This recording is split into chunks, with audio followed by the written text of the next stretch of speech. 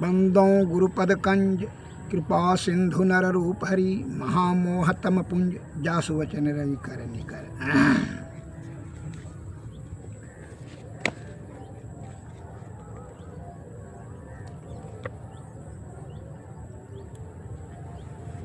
संत वाणी में आया है शब्द, हीरा वहां न खोलिए जहां कुंजड़े की हाट, कसके बांधो पोटली पकड़ो अपना बाट।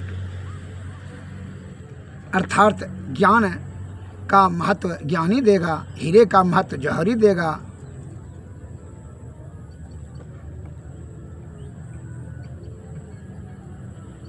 आप सत्संग का महत्व, जिसको आत्मज्ञान है, इसका सुदचित पवित्र आत्मा है, जीवात्मा के परम कल्याण की वह इच्छा रखता है, और जो विषय भोगी है, विषय में आसक्ति हो गया, इंद्रिय सुख की तृप्ति करने में लग गया, वह सत्संग का महत्व नहीं देगा। वह बड़ा उपेक्षा और आलोचना निंदा करेगा सत्संग का और सत्संगी का। अतः वह उपदेश के योग्य नहीं रह जाता है। कहा, तुलसी पिछले पाप से हरि चर्चा न सुहाय, जैसे ज्वरों के ताप से अन्नों की रुचि जाए। जिसको बुखार लग जाता है उसको खीर अच्छा नहीं लगता है, जिसको पाप ताप पूर्व जन्म का कमाई से है उसको हरि का चर्चा अच्छा नहीं लगेगा। वह प्रकृति का, ईश्वर का आलोचना करेगा, निंदा करेगा। अतः वह पाप पूर्व जन्मों से मस्तिष्क में जमा कर रखा है। अतः कर्मों का फल तो उसको भोगना ही होगा, इसलिए उसका सद्बुद्धि छिन्न हो जाएगा। कुबुद्धि का सुमति कुमति सबके उरदहीं, वेद पुराण संता सकहीं। सुमति और कुमति देने वाला परमपिता परमेश्वर, आपको कर्म के अनुसार से ही सुमति और कुमति होगा। आप चोरी करेंगे, चोरी करके 1 लाख रुपया लाएंगे तो दारू ताड़ू रंडीबाजी जुआबाजी नहीं कीजिएगा तो क्या करेगा? सत्संग वचन कीजिएगा, कभी नहीं कीजिएगा। क्या वह किसी प्रकार के जानान है? उसी प्रकार जो है शारीरिक परिश्रम से करके आए तो आप गलत काम कीजिएगा, उसी से जो है सत्तू रोटी खा करके अपना जीव को पालन सत्वगुण में सदाचार का पालन कीजिएगा। 1 लाख रुपये जिसको एकदम कितना सुरा और सुंदरी कितना उसके आगे ठीक करेगा, देख लीजिए उसका अभिमान कितना रहेगा, कैसा बोलेगा। इसलिए उसको सत्संग का बात बोलना या ना बोलना समझिए अपना समय को नष्ट करना। उसको जहाँ बढ़ाया होगा, जिसका प्रशंसा प्राप्त होगा, वो ललायित रहता है। काम क्रोध है उसका जो है ना बढ़ जाता है। सुरा सुंदरी के पीछे में वह सदैव अपना चिंता करता है और उसी को प्राप्त करने के लिए सदैव ललायित रहता है। इसलिए उसको धर्म अधर्म किसी बात पर बुद्धि से बुद्धि को बुद्धि सब कुछ ही पर विचार नहीं करता। वह इंद्रिय सुख को तृप्ति करने के लिए नाना प्रकार का छल कपट प्रपंच हो कुबुद्धि का प्रयोग कर करके पाप का पोटरी जमा कर लेना। इसलिए उसके आपकी सद्बुद्धि खत्म हो जाती है, जो पाप जो धर्म है वो भी नष्ट हो जाता है।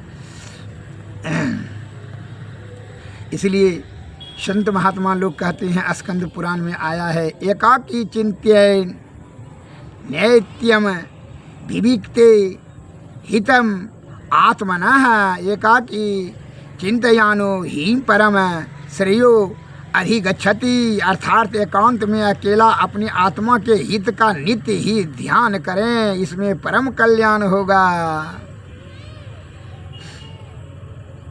श्री सद्गुरु महाराज। ना कृतवा प्राणी नाम हिंसा मासम उत पध्येते क्वचित न च प्राणिवध स्वर्गस्य तस्मात् मासम विवर्जयेत।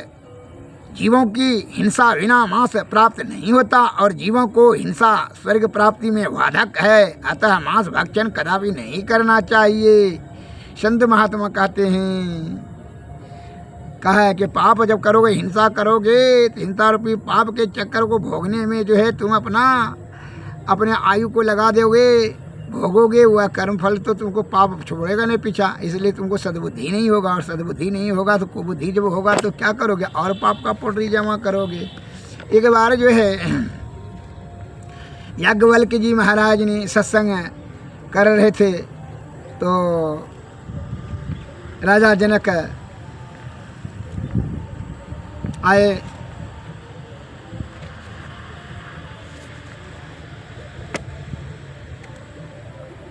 तो बैठे हुए थे, बहुत से ऋषि मुनि महर्षि सब आ चुके थे, विद्वान पंडित सब का सत्संग कीजिए न ऋषिवर। तो याज्ञवल्क्य जी ने कहा सुनने वाला आएगा, तो उनके कहते हम लोग इतना आगे हैं, हजारों आदमी हैं, तो आप कहते हैं कि सुनने वाला आएगा, और कौन। राजा जनक आए तो कहा कि राजा जनक को आनंद दीजिए, क्योंकि राजा राजा है इसीलिए आप उनका जो है ना ज़्यादा विशेष उनके ऊपर कृपा दृष्टि और उनका सम्मान करते हैं, और हम लोग इतना जैसे बेकारे हैं, ऋषि मुनि महर्षि जो है ज्ञानी ध्यानी, हम लोग पंडित नहीं हैं। राजा तो राजभोग में जो है तो उनका उनका उनका बड़ा सम्मान करते हैं, डर से राजा है इसीलिए उनका अधिक विशेष आप प्रतिष्ठा देते हैं। हम लोगों को कुछ नहीं, वो आएंगे तब सुनेंगे, ये तो हम नहीं समझे इसका अर्थ क्या है, क्या कहना चाहते हैं आप। पक्षपाती भी बात करते हैं संत महात्मा होकर के। कहा नहीं, सुनने का जो है अधिकारी जो है, उपदेश का अधिकारी जो रहेगा उसी को उपदेश दिया जाएगा। इस सत्संग का बात को जो समझेगा, क्योंकि क्या हम लोग नहीं समझते, उन्होंने समझते हैं, लेकिन आप जो है ना अच्छा देख लीजिए। कहा चुप हो गए बैठे। इतने में राजा साहब आगे बैठे, श्रवण शुरू कर उपदेश प्रारंभ कर दिए। याज्ञवल्क्य जी ने सत्संग प्रारंभ जो हुआ तो बीच में जो है, जब सत्संग बीच में ही था, जो है संत पर विचार कर रहे थे, ब्रह्म का चर्चा पर विचार मंथन प्रारंभ था याज्ञवल्क्य जी का। इतने में गांव वाले से जो है जब दौड़ कर आया, 2-4-5 ठो करके गांव में जो है बंदर सब बहुत हजारों बंदर आगे घुस गए हैं, और किसी का थरिया, किसी का बक्सा, किसी का टिफी, किसी का बर्तन, किसी का बिछावन, किसी का कोई चौकी, कोई कुछ से कुछ उठा करके भाग रहा है। 10,000 से गांव में घुस गया है। गांव वाला जो है ना इसके लिए सब में आश्रम में ताश्रम में हर जगह हुआ फैल गया है, बंदर ही बंदर है, बड़ा मुश्किल है जो है। ये तो लूट लेगा, लूट के सब भाग जाएगा बंदर ने। ये सब कौन बंदर कहाँ से आ गया है बाहरी। ऐसा इतना सुन करके कि जो है जितना भी जो है सत्संग वाला सब जैसे सुनते थे, जो है अपना अपना घर का गृह से सामान बचाने के लिए, हमारा बक्सा लेके भाग जाएगा, बिछौना लेके भाग जाएगा, लोटा थरिया और एवं प्रकार का वस्तु जो है लेकर भाग जाएगा। वो दौड़ के आने लगे घर में बचाने के लिए, बंदरों से चले आए सत्संग छोड़ करके। सत्संग प्रारंभ ही था, रुका नहीं था याज्ञवल्क्य जी, सत्संग कहते ही रह गए। और राजा जनक सुन करके भी उस सभी का बात चले भी गए, लेकिन फिर भी वह उठा नहीं और वह सत्संग ही सुनते रहे। उनका पूर्ण रूपेण से ध्यान केंद्रित था सत्संग सुनने में। तब जो है अब 1 घंटा के बाद जो है यह खबर आया कि राजमहल में जो है आगिन लग गया। अब राज में आगिन लग गया, वो आगिन फैलते फैलते राजमहल में आ गया। दूसरा सिपाही कहा राजमहल में आगिन लग गया, हल्ला को नहीं लगा। राजा साहब को भी जाकर कहा कि राजमहल में आगिन है, राज परिवार जो है व्याकुल बेचैन है, उनको बचने के लिए आप होने हो राजभवन में आगिन घुस गया होगा। तो पर भी राजा सनक जब नहीं उठे, सत्संग सुनते ही रहे। एवं प्रकार से अब सिपाही एक ठो आकर के कहते हैं 10 मिनट में कि राज के भीतर अंतः कक्ष में भी जो है आगिन लग गया है, वह जल करके वस्तु से खजाना, राज खजाना में भी आगिन लग गया है। तो फिर भी राजा जनक साहब नहीं उठे और सत्संग सुनते रहे। याज्ञवल्क्य जी ने सत्संग सुनाते रहे। अब दैव की, ईश्वर की कृपा, सत्संग की महिमा जो है, जब राजा साहब नहीं गए तो जो है फिर जो है 10 मिनट आधा घंटा के बाद आगिन जो है आगिन अपने आप बुझ गए और बंदर सभी भाग गया।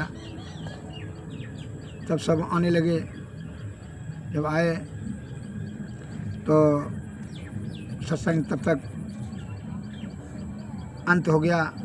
याज्ञवल्क्य के जी आए, सभी सब सुनकर गांव वाला सभी आया, कहा कि समझ लिए आप लोग कैसे सुन रहे थे सत्संग।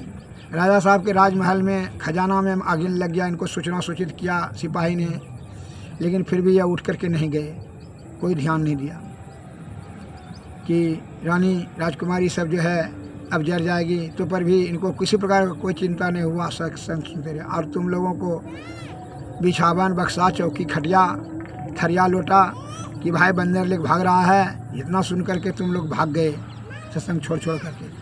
किस प्रकार तुम लोग सुन रहे थे, राजा साहब किस प्रकार सुनने में, उपदेश का कौन अधिकारी है, समझ लिए कि नहीं समझे। आप लोगों का ध्यान जो है विषय वस्तु पर अधिक था, उनकी सत्संग से ज़्यादा उनको महत्व दिया आप। और राजा साहब जनक महाराज ने सभी से ज़्यादा महत्वपूर्ण सत्संग को दिए। अतः इसीलिए ने राज खजाना में आगिन लग जाने के बाद, राजमहल जल जाने के बाद भी जो है इनको कोई चिंता नहीं हुआ और यह सत्संग सुनते रहे। अतः यह उपदेश का पूर्ण अधिकारी है। इसलिए हम कहते हैं कि जो सुनी समझें मन मुदित मनो, मन जहीं जहीं अनुराग, लहें चार फल अक्षत जनो, साधु समाज पर्याग। जो सुन करके समझ ले, समझ करके जो अमल करे, उन्हें सफलता सिद्धि मिलती है। तुम लोग खाली बधाई लुटने के लिए, सत्संगी का नाम कहलाने के लिए आते हो और ध्यान रखते हो विषय वस्तु पर, विषय भोग पर, इसलिए तुम लोग उतना सुनने का अधिकारी नहीं हो। श्री सद्गुरु महाराज की जय। इस प्रकार से सुन करके सब लज्जित हुए। कहा उसे अब इसलिए कहा जाता है। अब मैं एक और दूसरा उदाहरण देता हूँ कि ज्ञानी का महत्व ज्ञान देता है, हीरे का जैसे महत्व जौहरी देता है। दूसरा उदाहरण देते हैं। एक जौहरी ने हीरे का बिजनेस करता था, वो अपनी पत्नी को एक कहनूर हीरा दिया था रखने के लिए बक्सा में, वो रख दी थी बढ़िया से सुरक्षित से। अब संजोग की बात वो बिजनेस करने के लिए गया, वो जौहरी जो है समुद्र में डूब करके मर गया, नावे डूब गया जहाज। अब जो है इसका पास में जो है 10 बरस का लड़का था, वह 20 बरस 30 बरस हो गया। 20 बरस के बाद जो है जब जवान हो गया तो अपनी माँ से कहा। उसकी माँ ने बड़ी तकलीफ़ से दूसरे का आटा चक्की पीस करके, थरिया लोटा मट करके, नौकरी चाकरी करके, कटनी काट करके जीविकोपार्जन किया, बेटा को पालन पोषण किया और विधवा हो गई जवानी में। 20 बरसों के बाद जब 20 या 10-30 बरस जब हो गया, बेटा जवान जब हुआ 30 बरस का, कहा माँ कुछ पैसा है पिताजी का रखा हुआ जो कि बिजनेस करें। कहा बेटा हाँ है, लो। वही पत्थर हीरा निकाल कर देते हुए बोली, देखो इसको बेचना नहीं है, इसका पिताजी तुम्हारा बोलते थे कि यह कहनूर हीरा है, यह करोड़ों का कीमत रखता है, बहुत कीमती है, एक राजा भी इसका कीमत वसूल नहीं कर सकेगा, कई राजा मिल करके इसका कीमत वसूल कर सकता है। जाओ बाजार में इसका कीमत पूछ करके आओ, बेचना नहीं है तो ठीक है। वह जौहरी का बेटा माँ से हीरा ले करके मार्केट गया, वहाँ जो मांस मछली बेच रहा था उसको दिखाते हुए कहा कि इसको लेगा, ये पत्थर हमको नहीं करेंगे, लेकिन गुलबक बनाने के लाए हो। सब्जी बेचने वाले पास गया, कहा कि इसको जो है ना 2 किलो आलू दे देते हैं। कहा भागो यहाँ से, इससे बेसी पैसा नहीं देंगे। तो कहा कि कुछ है और बेसी, बिना 2 किलो आलू दे देंगे, बच्चा को खेलने का अच्छा चमकता है। किराना दुकानदार के पास गया, बोला कि 5 किलो चाउर ले लो, इससे बेसी निकलना। सोनार के पास गया, बोला 1000 रुपया देंगे, यह काट करके अंगूठी में देंगे, बहुत चमकता है, बड़ा चमकीला पत्थर है। अब जौहरी के पास गया, करके जौहरी ने देखते कहा भाई हमको तो लगता है ये हीरा की तरह, चलो तुमको। वही जौहरी ले गया जो बाजार में सबसे बुजुर्ग विद्वान और पुराना जौहरी था, उनके पास। जैसे वह दिखाया हीरा को देखते हुए पहचान गया, कहनूर हीरा है। तो कहाँ से लाया? कहा कि हम फलना जौहरी, हमारा बाप भी बिहारिये था, वो डूब करके निकल गो। तो हमारा साथ में बिजनेस करता था, विदेश से जाते थे और लाते थे, वो डूब करके सही मरा था।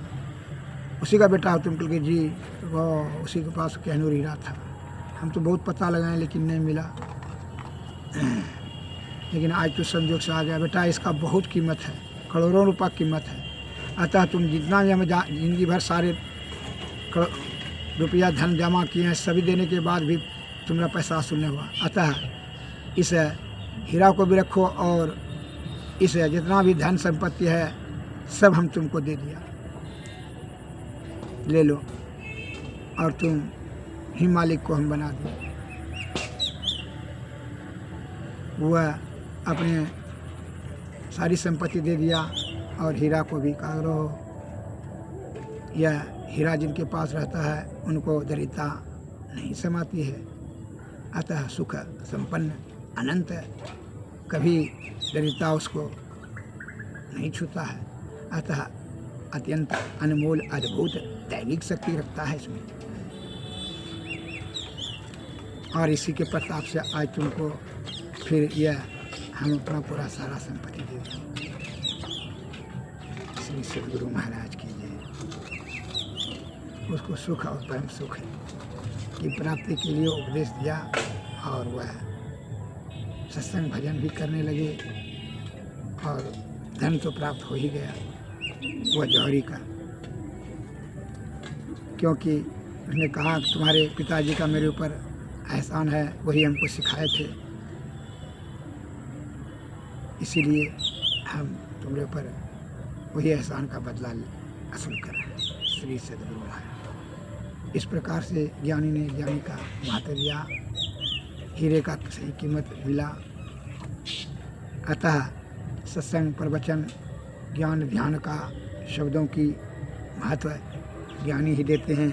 जो शुद्ध चित्त पवित्र आत्मा से है वही, और जो नहीं है तो वो क्या दे रहा है। इसलिए जो विषय भोगी है वह क्या करते हैं, इंद्रिय सुख को तृप्ति करने के लिए अपना बल बुद्धि आयु खर्च कर देते हैं। और विषय इतना बलवती होता है कि विषय में आसक्त हो जाने कारण से उसको जो है जीवात्मा की दुर्गति के चक्कर में फंसा 84 लाख योनि में भटक भटक करके नाना प्रकार के दुखों को भोगता है। श्री सद्गुरु। इसलिए संत महात्मा कहते हैं, अरे इंद्रिय सुख को परित्याग करके तू अपने जीवात्मा का परम कल्याण करने के लिए सद्गुरु के शरण में जा। अब विषय भोगी आदमी कहता है कि भाई हो कहते जय भाई गुरु के नगरिया, मैली मूर्छ धरिया न। एकाएक धनी बितरौली, दूजा दुविधा में लिपटौली, तीजा तीन गुणन के लागल छह बजरिया, मैली मूर्छ धरिया न। चौथा चार वेद पढ़ आए, पांचवा प्रेम भक्ति नहीं पाए, छठा छल बल से भरल छह कोठरिया, मैली मूर्छ धरिया। सतमा शब्द सुरत नहीं पाए, अठमा आलस में अलसाए, बेला भूली गेला गर्भ के कररिया, मैली मूर्छ धरिया। दाला दसो द्वार जब जैबे, जम के पैरा देख डरैबे, गरमा एक पहर न कैला ज्ञान बिचरिया, मैली मूर्छ धरिया। बरमा बार बार चेताए, कहलन गरीब दास समझाए, तेरे माँ जाना होगा जमघर कचरिया, मैली मूर्छ धरिया। आयो कैसे जैबे गुरु के नगरिया, मैली मूर्छ धरिया। चली जा रही है उम्र धीरे धीरे, पल पल यूं ही आठों पहर धीरे धीरे, जो करते रहेंगे भजन धीरे धीरे, मिल जाएंगे ओ सजन धीरे धीरे, चली जा रही है उम्र धीरे धीरे, बचपन भी जाए जवानी भी जाए, बुढ़ापा का भैया हो गए सर धीरे धीरे, चली जा रही है उम्र धीरे धीरे, तेरे हाथ पाँव में बल न रहेगा, झुकेगी तुम्हारी कमर धीरे धीरे, शिथिल अंग होंगे एक दिन तुम्हारे, फिर मंद होगी नजर धीरे धीरे, बुराई से मन को अपने हटा ले, सुधर जाए तेरा जीवन धीरे धीरे, चली जा रही है उम्र धीरे धीरे। श्री सद्गुरु महाराज की आरती तन मंदिर में कीजिए, दृष्टि जुगल कर सन मुख दीजिए, चमके बिंदु सूक्ष्म जल, ब्रह्म ज्योति अनुपम लख लीजिए, जगमग जगमग रूप ब्रह्मांड रखिनी ज्योति तज दीजिए, शब्द सुरतयाभ्यास सरल तर करि करि सारा शब्द गहीजिए, ऐसी जुगति कया गढ़ त्यागी, भव भ्रम भेद सकल मल छीजी, भव खंडन यारति यह निर्मल, तरिमय अमृत रस पीजिए, आरती तन मन में कीजिए, दृष्टि दिवल कर सन मुख दीजिए। श्री सद्गुरु महाराज की जय, श्री सद्गुरु नमः, नमस्कार, जय जय भारत।